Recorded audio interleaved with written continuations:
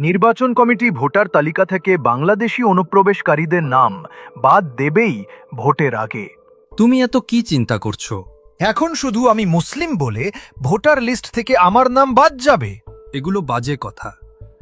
তুমি বাংলাদেশী না, তুমি এদেশের মানুষ। কেউ তোমার নাম বাদ দেবে না। এগুলো টিএমসির ছড়ানো গুজব, ভয় দেখানোর জন্য। তাহলে সবাই কেন বলছে মুসলিমদের ভোট যাবে? ওরা তো এটাই চাচ্ছে। ওরা চায় তুমি আতঙ্কে ভোট দাও, উন্নতির জন্য নয়।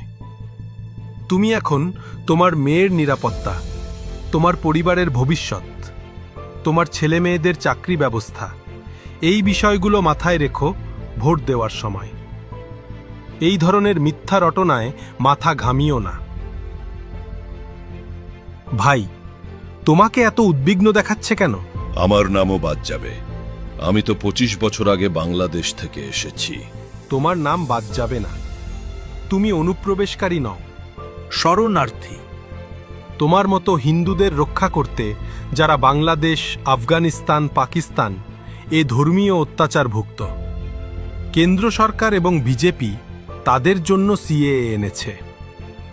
তুমি নাগরিকত্ব পাবে, চিন্তা করো না। মমতাদি, আপনার ভোটার কে বাঁচান, না হলে আমাদের সবাইকে ফেরত পাঠিয়ে দেবে, আমাদের ভোটের অধিকারও চলে যাবে।